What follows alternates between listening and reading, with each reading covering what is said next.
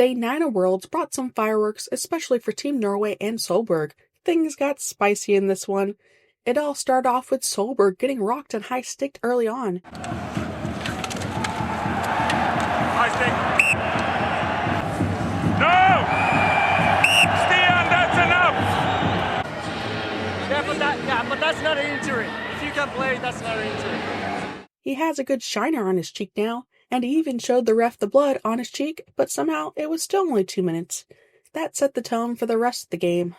Denmark couldn't capitalize on that power play, but then out of the box, Solberg took a penalty of his own. A soft-looking cross-check, but still, he shouldn't have put himself in that position.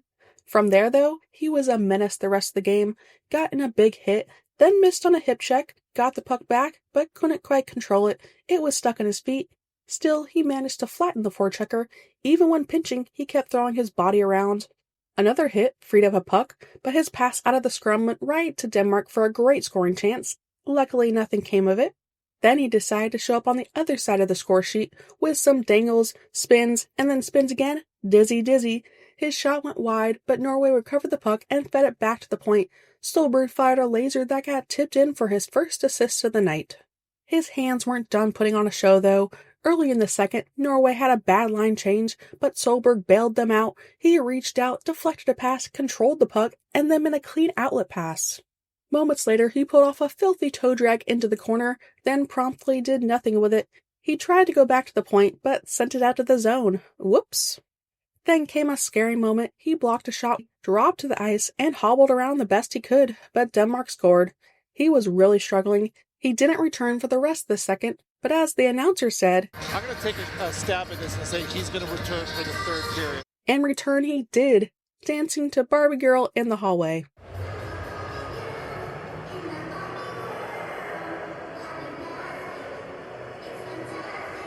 In the third, his coach checks on him, and Solberg looked fine. Seemed like just a stinger. He went right back to work, shrugging off pressure, and then again, controlling the puck to generate a chance. At one point, he punched a guy, but he took the sucker talking to the box with him too. But emotions got the better of him again later. He missed a stick lift pretty bad and took another penalty on the same guy he had been chirpy earlier. I'm not saying it was accidentally on purpose, but it might have been accidentally on purpose. Denmark capitalized on the power play. Somehow, Solberg even got awarded a penalty shot late in the game because the Danish goalie dislodged the net. I don't know, it was weird. He didn't score, and the goalie let him know it, full-on chirping after the save. But with 22 seconds left, Solberg got a bit of revenge, picking up a secondary assist on a nice tic-tac-toe play.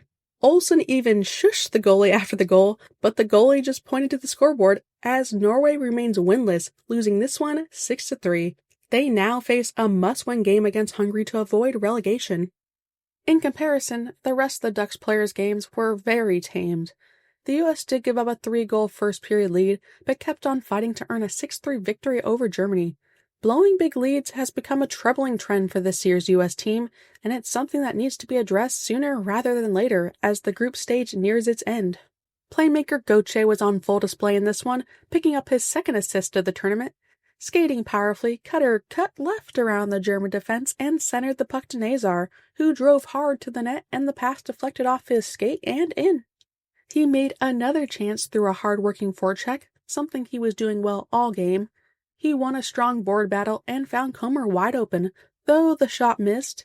He also supported well along the wall, setting up a pass in the slot for another scoring chance. He was anticipating plays well in the neutral zone, and as usual, he still recorded his 3 shots. And again, he's doing all of this with very limited, basically non-existent power play time, and 3rd to 4th line minutes. I know he's one of the younger guys on the roster. It's a very young roster, by the way, but what more does he have to do to earn more ice time? He's still top 5 on the team in points, and was number 1 until this game. I take notes on both the good and the bad, and honestly, I haven't written down much that's bad. He was also on the ice for a goal against, but he played it correctly. It wasn't on him. Sure, there are moments he maybe looks a little too casual, but that reads as confidence to me. Him and Smith clearly have chemistry from their Boston College days, but Gauthier and Beniers were cooking even more. He deserves more ice time, plain and simple. As for LaCombe, He put on a clinic both offensively and defensively after getting bumped up to the second pairing. Intelligent, skilled, poised beyond his years. He's 24 years old, but man, this guy controls play on the back end for Anaheim. Now, when I say offensively, no, he didn't record any points, but he registered 5 shots on goal. Some came from great setups by Cutter, as you saw, while most were launched from the point. Still, getting pucks through traffic like that is a skill on its own. He was joining and even leading rushes more than we've seen from him all tourney.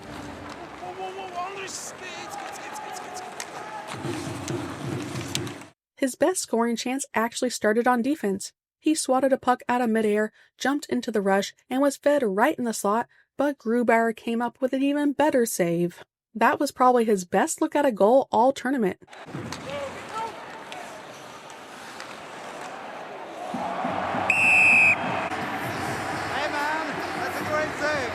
But his defense was even better than his offense. He defended rushes well, won board battles, and consistently made smart outlet passes, something I've already said a lot in previous videos. One standout play, he used his speed to disrupt a near breakaway. It didn't become a breakaway because of him, without taking a penalty, no grabbing, no reaching, just perfectly timed stick work at the last second. He was on the ice for a goal against, but it wasn't on him. He made a slick slip move to relieve pressure and delivered a clean outlet. The U.S. then turned it over, and Werenski got beat. You already saw one glove save. Well, he had another 2, and again it turned into offense by leading the rush. He did get knocked down a few times while clearing the puck, pinching, or just from getting involved physically, but he also absolutely leveled a guy, though unfortunately there wasn't a better camera angle of it. We did get a cute angle of Carlsson celebrating Lundeström's goal on the bench. That's right, Lundy scored his first goal of the tournament. Well, the puck hit him and went in. Classic Lundy. That used to be a running joke. So many of his early NHL goals went in off of him. It was like, when is he going to score a real one? Oh wait, was that Sam Steele? I think it was Lundy. I can't remember now. Similar types of players, similar draft range, honestly whatever. Although from a pure hockey standpoint, I'd take Steele without a question. I know I've been saying Lundy's praises a lot in these videos because, like I said in the first one, he always impresses me more in this tournament. The larger ice surface and the lower level of competition seems to suit him. But as an NHLer, I'm just tired of Lundy. He provides next to nothing offensively, and even his defense and faceoffs showed some cracks this season.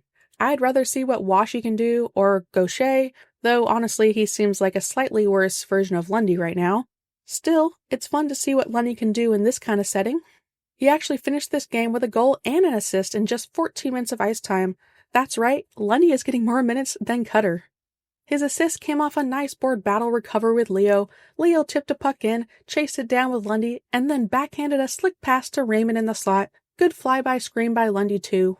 Does not seem to matter what team Leo is playing, he's always going to take it into the zone himself and either fire it, or more often dish it. He's constantly looking to pass, just like when he handed it off to Lundy, who went around the net, but once again, didn't drive into the crease. Against weaker teams, Leo can just walk through everyone with ease. Still, even when he creates all that space, sometimes he still struggles to finish. He whiffed on a good look in this one, but still ended the night with 3 shots overall. Defensively, Leo's stick was active again. He lifted and stripped pucks regularly. His best play came when he poked one loose and dropped it to Raymond, who would have had a breakaway if not for a penalty. No, he lifts. It's a hooking. There were a few moments where he didn't take the full body, and in one of those, France managed to get a decent chance. Come on, come on.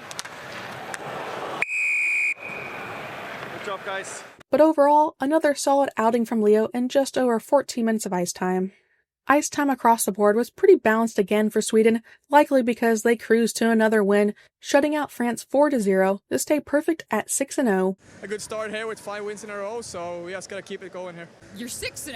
You're gonna end the preliminary round against Canada. Now they get 2 days off to prepare for their biggest challenge of the group stage, Canada. Norway also has an off day, and only Team USA plays on day 10. Thank you to our members. If you enjoyed the video, like and subscribe, and thank you for watching.